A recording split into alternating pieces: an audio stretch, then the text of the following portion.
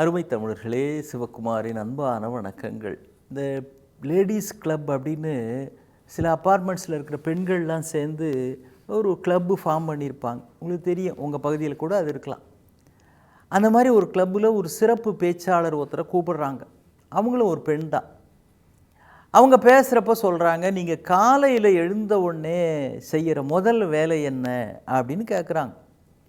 ஒரு அம்மா எந்திரிச்சு சொன்னாங்க, நான் அடுப்பு பற்ற வச்சு காப்பி போடுவேங்க, காப்பி குடித்தாதான் எனக்கு சுறுசுறுப்பாக இருக்கும் அப்படின்னாங்க. இன்னொரு அம்மா எந்திரிச்சு, இல்லைங்க, நான் அதுக்கும் முன்னால் முக்கியமாக அடுப்பை பற்ற வைக்கிறதுக்கு முன்னால் காப்பி போடுறதுக்கு தேவையான பால் இருக்குதா, டிகாஷன் இருக்குதா, இல்லை டீ குடிக்கிற வழக்கம் இருந்தால் டீ இருக்குதா, இதெல்லாம் பார்த்து பக்கத்தில் பாத்திரத்தை எடுத்து வச்சுக்குவோங்க, பற்ற வச்சுட்டு தேடிக்கிட்டு இருக்க மாட்டேன் அப்படின்னுச்சு. ஆனால் அந்த அம்மாவுக்கும் பரிசு கிடைக்கல. சிறந்த பரிசு, சரியான பதில் சொல்கிறவங்களுக்கு பரிசு உண்டுன்னு வேற அறிவிச்சிட்டாங்க. இன்னொரு அம்மா சொன்னாங்க, அவங்களுக்கு தான் பரிசு கிடச்சிது. அவங்க என்ன சொன்னாங்க, நான் காப்பி போடுறதுக்கு முன்னால், அடுப்பை பற்ற வைக்கிறதுக்கு முன்னால் முதல்ல ஜன்னல் எல்லாத்தையும் திறந்துருவாங்க கிச்சனில். ஏன்னா ஒரு வேளை கேஸ் லீக்கேஜ் ஏதாவது இருந்ததா அப்படின்னா அதெல்லாம் வெளியில் போயிடும். அது மட்டும் இல்லை, வித்தியாசமாக ஏதாவது வாசனை வருதா, கேஸ் லீக்கான ஸ்மெல் வருதா அப்படின்றத நான் முதல்ல பார்த்துக்குவேன். அதுக்கு பிறகு தான் நான் லைட்டை கூட போடுவேங்க. அது வரைக்கும் சூரிய வெளிச்சத்தில் தான் நான் வேலை செய்ய உள்ள அறைக்குள்ளேயே போவேன் அப்படின்னா. உள்ளே போனவுடனே தீக்குச்சியை கிழித்து அடுப்பை பற்ற வைக்கிறது அப்படின்றது தப்பு. லைட்டர் இருக்குது பாருங்கள், அதை ஏற்றுறதுன்றது தப்பு. சூழ்நிலை சரியாக இருக்குதா அப்படின்றத பார்க்கணும். இதை விட ஆச்சரியம், ஒரு அம்மா சொன்னாங்க, நான் எதுவுமே செய்ய மாட்டேங்க, ஏன்னா எனக்கு கல்யாணம் ஆனதுலேருந்தே எங்கள் வீட்டுக்காரர் தான் காலைல எந்திரிச்சு காப்பி போடுவார், அவர் காப்பி போட்டு ரெடியாச்சுன்னு பிறகு தான் என்னை எழுப்புவார் அப்படின்ன உடனே அந்த பேசுகிறதுக்கு வந்த அம்மா சொன்னாங்க, அடுத்த தடவை இனிமேல் நீங்கள் வரவானாங்க, அவரையே வர சொல்லுங்க அப்படின்னாங்க. அப்போ ஃபஸ்ட்டு திங்ஸ் ஃபஸ்ட் அப்படின்றதுல தான் நாம் ஃபஸ்ட்டு வர்றதுக்கான சீக்ரெட் இருக்குது.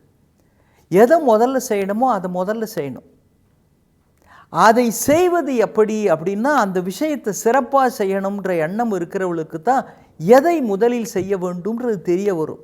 மாடு வந்தால் பூச்சிக்கட்டு அப்படின்னு ஒரு பழமொழி ஒன்று சொல்லுவாங்க. என்னது மாடு வந்தால் பூச்சிக்கட்டு? மேய்ச்சலுக்கு போகுது இல்லைங்களா மாடுலாம். அந்த காலத்தில் ஒருத்தர் வீடு வீடாக மாடுகளை அழிச்சிட்டு போய் அது வயல்வெளியிலலாம் அங்கெல்லாம் அப்படியே மேய்ஞ்சிட்டு, புல்வெளியில் மேய்ஞ்சிட்டு மாடுகள்லாம் திரும்பி வர்றப்போ, இது நம்ம வீட்டு மாடு தானா, போனது பசு மாடு, வந்திருக்கிறது ஒரு காளை மாடு, இது என்னடா வித்தியாசமாக இருக்குது அப்படிலாம் இல்லாமல், ஏதோ ஒரு மாடு வந்தால் பூச்சி கொட்டியில் கட்டுறா அப்படின்னு தான் சில பேர் செய்கிற வேலையினுடைய லட்சணமும் இருக்கும்.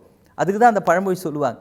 அப்படின்னு கேர்லெஸ்ஸாக லெத்தார்ஜிக்காக வேலை செய்கிறதும்பாங்களே, அப்படி சில பேர் உண்டு.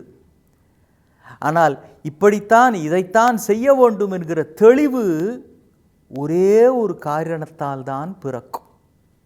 இது தேர்வுகள்லாம் நம்ம பிள்ளைங்களுக்கு நடக்கிற நேரம் இல்லையா? வகுப்பில் 40 பிள்ளைங்க இருந்தால் அந்த ஆசிரியர் எல்லாருக்கும் ஒரே மாதிரி தானே பாடம் எடுக்கிறாரு, ஒரே நோட்ஸ் தான் கொடுக்குறாரு, ஒரே வகையில் தான் டெமான்ஸ்ட்ரேஷன்லாம் நடக்கும், எக்ஸ்பெரிமெண்ட்லாம் நடக்கும். ஆனால் சில பிள்ளைகள் தான் முதலாவதாக வருகிறார்கள். என்ன காரணம்? அந்த டெமான்ஸ்ட்ரேஷன், அதுக்கான உபகரணங்கள், இவர் தருகிற நோட்ஸு, புத்தகங்கள், இது எல்லாமே வெளியில் இருக்கிற விஷயம். இது எல்லாத்தையும் சரியாக பயன்படுத்துறதுக்கு ஒரே ஒரு தகுதி இருக்கணும். இந்த காட்டில் சில சமயம் காடே தீப்பிடிச்சி எரியும், பார்த்துருக்குறீங்களா? தொலைக்காட்சியிலலாம் பார்த்துருக்கலாம். காடே அப்படியே பற்றிக்கிட்டு வாரக்கணக்கில் எரியும். ஹெலிகாப்டரில் மேலிருந்து அதை அணைவதற்கான அந்த புகை போட்டு அதை அணைக்க பார்ப்பாங்க. அப்படிலாம் அணையாதது, மேலிருந்து கடுமையாக போராடுவாங்க. அது எப்படி பரவுது அப்படின்னா, அந்த நெருப்பு பரவுவதற்கு ஒரு முக்கியமான காரணம் அங்கே வீசுகிற காற்று. நெருப்பு எரிவதற்கே காற்று தான் காரணம். இதில் வேடிக்கை பாருங்கள், எரிகிற நெருப்பு கண்ணுக்கு தெரியும், அது எதிலே பற்றி படர்கிறதோ அந்த மரங்களும் கண்ணுக்கு தெரியும், காடே கண்ணுக்கு தெரியும். ஆனால் இது எரிவதற்கு காரணமாக இருக்கிற காற்று கண்ணுக்கு தெரியாது. ஆனால் கண்ணுக்கு தெரியாத இந்த காற்று தான் அது எரிவதற்கான காரணமாகவும் இருக்கிறது.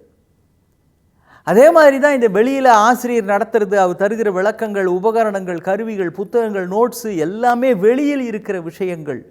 எந்த மாணவனுக்கு உள்ளுக்குள்ளே பற்றி எரிகிற தாகமாக, ஆசையாக, உள்ளுக்குள் இதுதான் என் உயிர் மூச்சு என்று நினைக்கிற உத்வேக காற்றாக அந்த விருப்பம் இருக்கிறதோ அவனுக்குள்ளே தான் உண்மையாக இது வெளிப்பட்டு இதையெல்லாம் பயன்படுத்தி கொண்டு வெற்றி பெறுகிற மாணவனாக மாறுவான். அதே மாதிரி தான் ஒரு காரியத்தை சிறப்பாக செய்ய வேண்டும் என்கிற உத்வேகம், தெளிவு, செய்வன திருந்தச் செய் அப்படின்னாங்களே ஔவை பாட்டி, அதை செய்வதை சிறப்பாக செய்ய வேண்டும் என்று நினைக்கிறவர்களுக்குத்தான் ஃபஸ்ட்டு திங்ஸ் ஃபஸ்ட் என்று நினைப்பார்கள். சின்ன சின்ன குறைகள் வாழ்க்கையில் இருந்தாலும் அதை நீக்க கற்றுக்கொள்ளுங்கள். தோல்விகள் வந்தால் துவளாதீர்கள். நிச்சயம் மிகப்பெரிய வெற்றி வாசல் உங்களுக்காக திறக்கும். ஃபஸ்ட்டு திங்ஸ் ஃபஸ்ட் என்று நினைக்கிறவர்கள்தான் வாழ்விலும் ஃபஸ்ட் வருகிறார்கள். மீண்டும் சந்திப்போம். வணக்கம்.